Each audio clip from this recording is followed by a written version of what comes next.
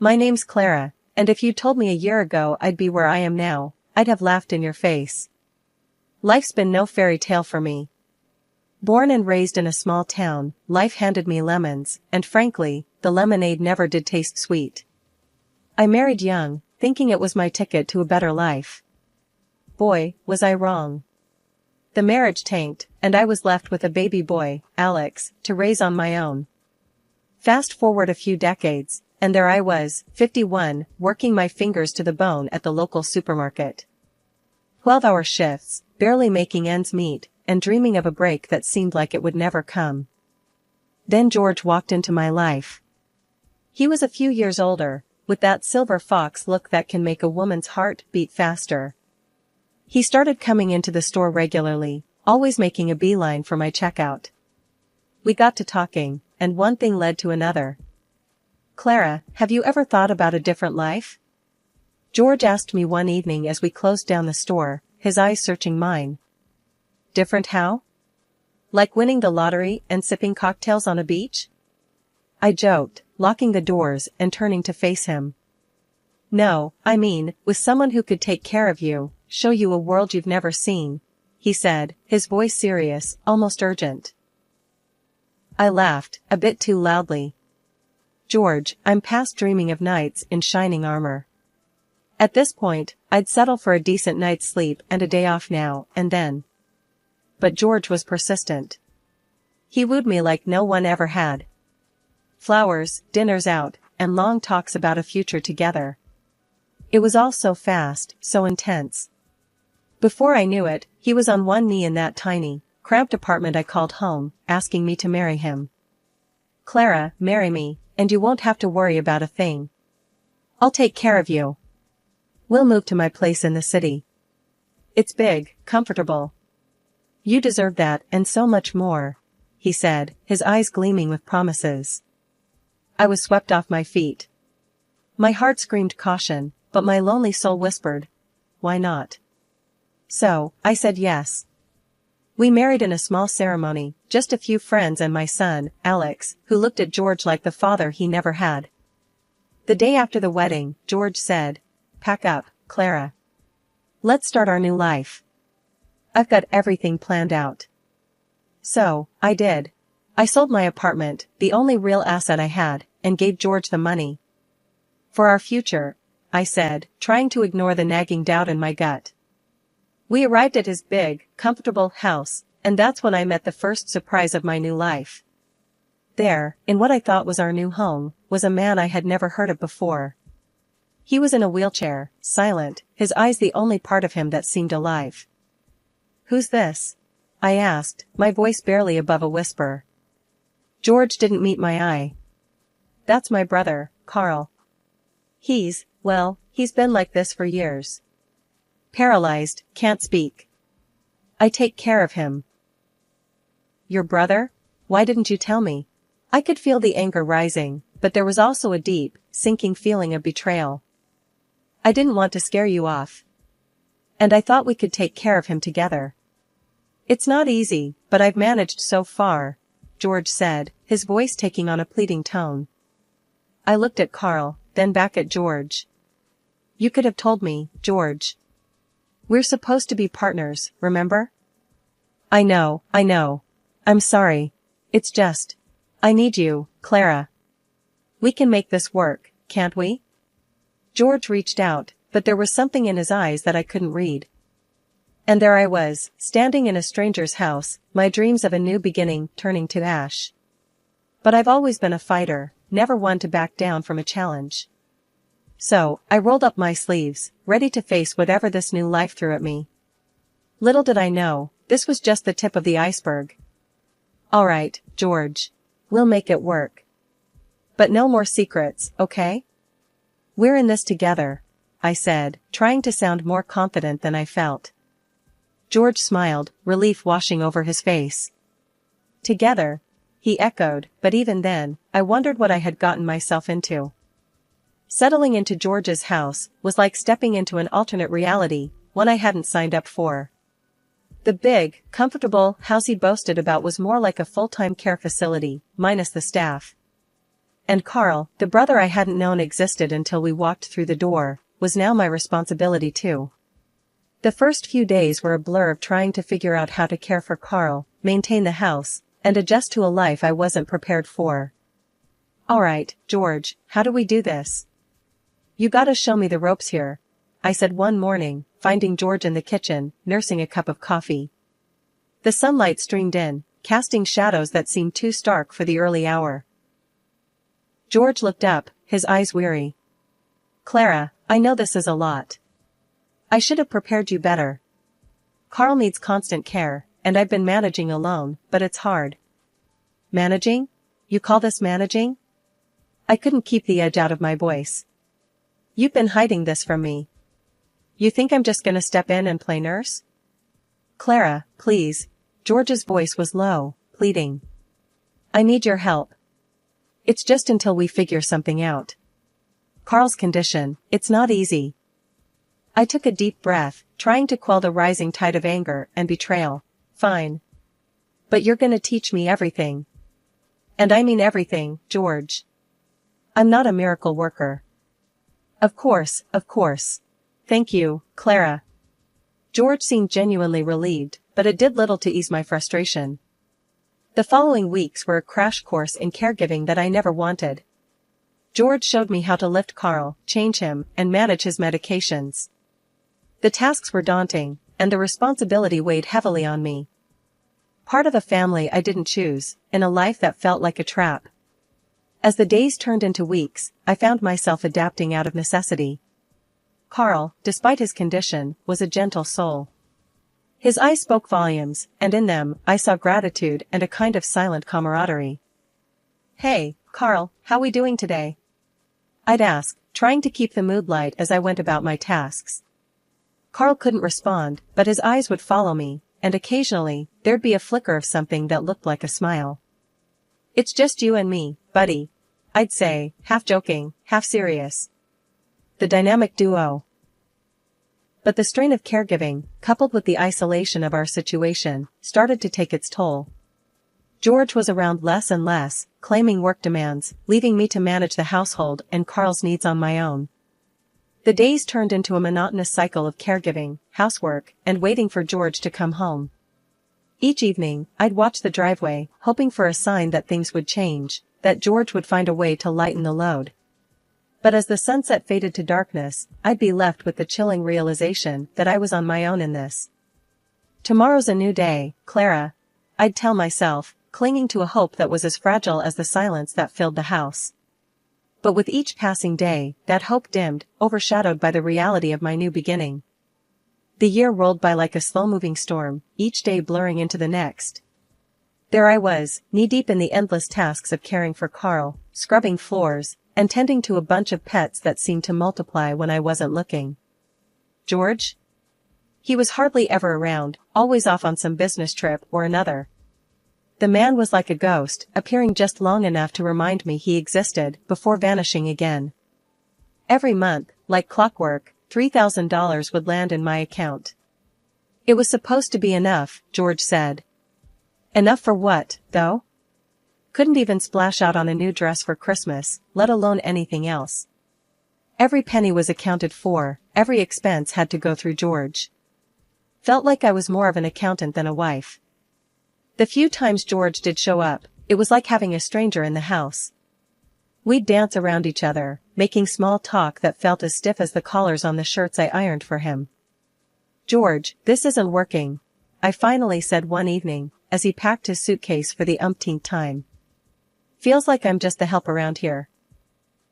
George, always so smooth, just flashed me that salesman smile of his. "Clara, babe, you know how it is. The business needs me. But hey, I'm providing, right? You got everything you need." I snorted, folding my arms. "Everything except a husband." "What's the point, George? You're never here. This house, it doesn't feel like a home. It's just empty." He paused, his smile faltering for a moment. "Look, I know it's tough. But it's all gonna pay off, you'll see. Just gotta hang in there a bit longer." Hang in there? I was hanging by a thread. but arguing with George was like talking to a brick wall. So, I let it go, watched him zip up his suitcase and head out the door, leaving me in the silence of the big, empty house. Days turned into nights, and I kept on keeping on. Caring for Carl, who despite everything, was the closest thing to company I had. The pets, at least, didn't care that my conversations were one-sided. They were happy just to be fed and fussed over. But it wore on me, the loneliness, the monotony. I felt trapped in a life I hadn't chosen, a life that was chosen for me by a man who saw me more as a convenience than a partner. "Carl, what am I doing here?" I'd ask, half expecting him to answer. Of course, he never did, but it was comforting to pretend, to imagine a life where the choices were mine to make. As the year mark approached, I took stock of my life. I was a caregiver, a housekeeper, a maid in a house that didn't feel like mine. My husband, a ghost, only present in the money he sent and the brief visits that left me feeling more alone than ever. That year, as autumn turned the leaves golden, a letter arrived that would flip my world upside down. It was addressed to Carl, but with George away, as usual, curiosity got the better of me. The envelope was thick, official-looking. I turned it over in my hands, debating, before slicing it open. Inside, a letter from a lawyer, something about a visit and discussing important matters concerning Carl's estate. Huh.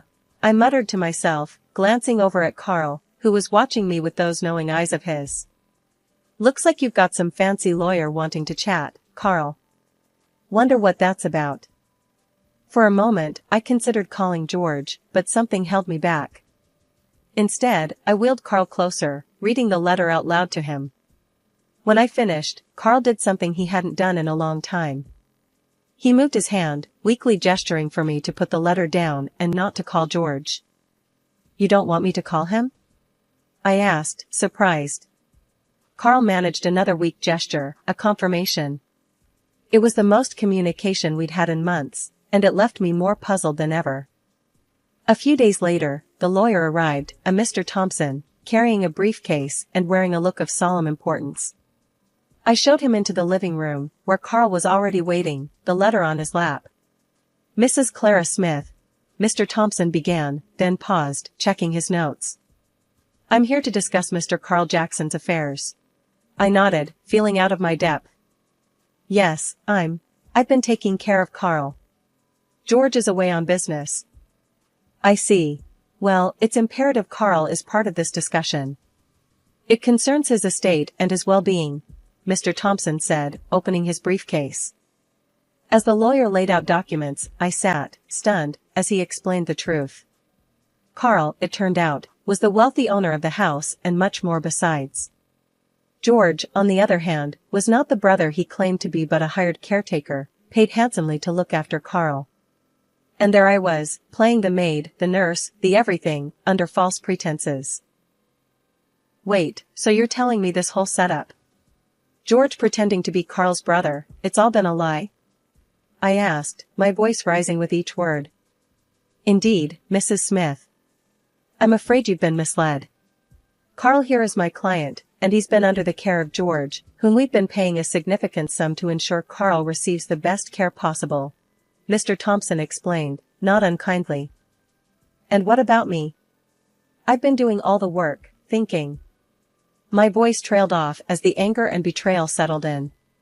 "Does this mean I'm just, what, exactly?" "Unfortunately, it appears you've been unknowingly drawn into this deception.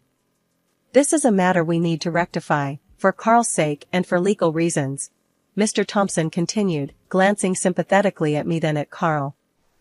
The room spun as the implications of Mr. Thompson's words sunk in. All this time, George had been using me, using us, for his own gain. And Carl, unable to speak for himself, had been trapped in this lie alongside me. "So, what happens now?" I asked, feeling a mix of fear, anger, and an overwhelming sense of betrayal. "We will need to reassess Carl's care arrangements, including revisiting the financial agreements," Mr. Thompson said, closing his briefcase with a final click. As the lawyer left, promising to be in touch with next steps, I turned to Carl, tears in my eyes. "I'm so sorry, Carl. I had no idea." We'll sort this out, I promise. Carl's eyes met mine, and in them, I saw a glimmer of something like forgiveness, or maybe just understanding. It was a small comfort, but in that moment, it was all I had. After the bombshell Mr. Thompson dropped about my entire life being a lie, he hit me with another gut punch. Unfortunately, you'll have to leave the house, he said, his voice all business, no warmth. Panic gripped me like a vice. Leave? To where?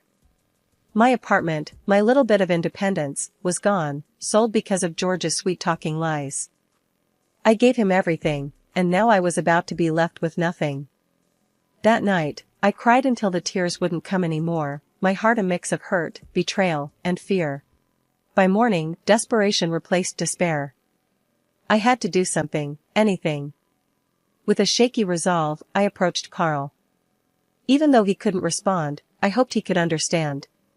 Carl, I've got nowhere to go. I started, my voice cracking. I was wondering, maybe, could I work for you? Officially, I mean. I can take care of you, like I've been doing. It was a shot in the dark, but Carl's eyes, they always seemed to understand more than he let on. And in that moment, they told me I wasn't alone in this mess. Mr. Thompson was called back in, and I laid it all out, raw and unfiltered. I'd been doing the job anyway, haven't I? Taking care of Carl, the house, everything. I need this job. Plus, you won't find anyone who cares about Carl more than me. To my surprise, Mr. Thompson didn't immediately shut me down. Instead, he nodded, tapping his pen against his chin. Let's see what we can arrange. It's an unusual situation, but given the circumstances, it might be the best solution for Carl. The next few days were a whirlwind. Mr. Thompson worked with Carl's legal team to draft a new contract, this time with my name on it, as Carl's official caregiver. The salary was more than I'd ever dreamed of, a stark contrast to the measly sums George used to send. When Mr. Thompson handed me the contract, I felt a weight lift off my shoulders. You'll be compensated fairly for your work, and more importantly, you'll have a place to stay, he said, handing me a pen. Signing that contract was the first step towards reclaiming my life, towards something that felt like justice after months of deception. Thank you, I told Mr. Thompson. And even though Carl couldn't speak, I looked at him, adding, and thank you, Carl, for giving me a chance. With the ink drying on the contract, I felt a mix of emotions. Relief, because I wasn't going to be homeless. Pride, because I'd stood up for myself and fought for what I needed. But underneath it all, there was a thread of sadness for the life I thought I'd have with George, for the love I thought was real. In the months following my employment under the official capacity as Carl's caregiver, life took on a routine that was both comforting and challenging. One morning, as I navigated the quiet halls of the large house, I found myself reflecting on the journey that had led me here. The weight of my pending divorce and the legal battle against George hung over me like a storm cloud, yet within these walls, I found peace. Good morning, Carl, I greeted, entering his room with a tray of breakfast. How are we feeling today? Carl's response, as always, was nonverbal, a slight nod, and a glimmer of appreciation in his eyes. Over time, I'd learned to understand these subtle cues, the silent language that spoke volumes. As I busied myself with his care, I couldn't help but think about the impending court date. The thought of facing George, of recounting the web of lies and deceit he had woven, filled me with a mixture of dread and determination. The day of the trial arrived with a sense of finality. Standing outside the courtroom, Mr. Thompson at my side, I steeled myself for what was to come. You ready for this? Mr. Thompson asked, his voice steady and reassuring. As ready as I'll ever be, I replied, drawing a deep breath. It's time to close this chapter, once and for all. The proceedings were a blur, a mix of legal jargon and cold, hard facts. When it was my turn to testify, I spoke with a clarity and strength I didn't know I possessed. I told the court about George's deception, about the life I was led to believe we would have together, and the reality of my role as an unwitting caretaker. In the end, justice was served. George was convicted of fraud, sentenced to several years behind bars. Walking out of that courtroom, I felt a weight lift off my shoulders, a sense of closure that had long eluded me. Life after the trial settled into a new normal. Carl and I continued our daily routines, the house filled with a quiet respect for the bond we shared. And then, just as I had begun to find my footing, Carl passed away. The news of Carl's death was a blow, a painful reminder of the transient nature of life. Yet, in his passing, Carl left me a final gift, a gesture of immense generosity. The lawyer informed me that Carl had bequeathed his entire estate to me, a decision that left me stunned and humbly grateful. Sitting in the now quiet house, I realized the full extent of Carl's kindness. He had given me a chance to start anew, to build a life on my own terms. "You've really done it, Carl," I whispered, a mix of sadness and gratitude in my voice. "You've changed everything." As I navigated the challenges of running the shelter, I found a sense of purpose that had been missing from my life. Each day brought new challenges, but also new joys, the laughter and barks of animals finding new homes, new beginnings. Life had a funny way of coming full circle, I mused, sitting in the grand living room of the house that once felt like a prison, but now was truly my home. The journey from despair to where I was now, rich not just in wealth but in experiences, had been nothing short of a roller coaster. One day, as I was reviewing plans for an expansion of the animal shelter I'd founded, a knock on the door pulled me from my thoughts. Expecting maybe a delivery or a neighbor, I opened the door to find a figure from my past I thought I'd left behind for good, my ex-husband, George. "Clara, babe, look at you, living in luxury," he started, his eyes greedily taking in the foyer's opulence. "I've been thinking, about how I introduced you to all this. I reckon I'm entitled to a bit of the fortune, don't you think?" I couldn't help but laugh, a short, bitter sound. "Entitled?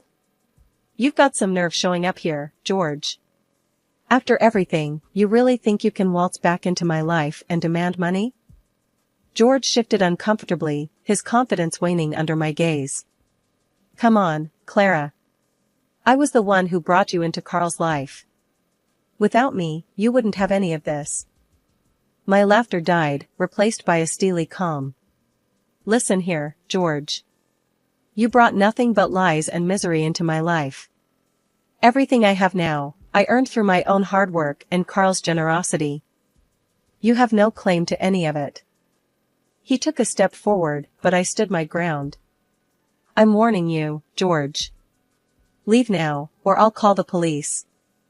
You've lost. It's over." For a moment, it looked like he might argue further, but then the fight went out of him. With a sneer, he turned and walked away. True to my word, I watched him go, and then shut the door firmly behind him. That was the last I ever saw or heard of George. Where he ended up, I didn't care to know. Standing up for myself against George was a turning point. It was the moment I truly felt I had taken control of my life, a stark contrast to the woman I was when I first met him. Now, I was using my resources to give back, to offer a second chance to animals in need, much like the second chance I'd been given. Life was good. My son had recently married, and I was about to become a grandmother, a new chapter one couldn't wait to start. The animal shelter was thriving, a testament to the unexpected path my life had taken. Reflecting on my journey, I felt a deep sense of pride. From the ashes of my old life, I'd built something meaningful, something lasting. I had found happiness not just in the wealth and comfort that surrounded me, but in the knowledge that I was making a difference, both in the lives of animals and in the community around me.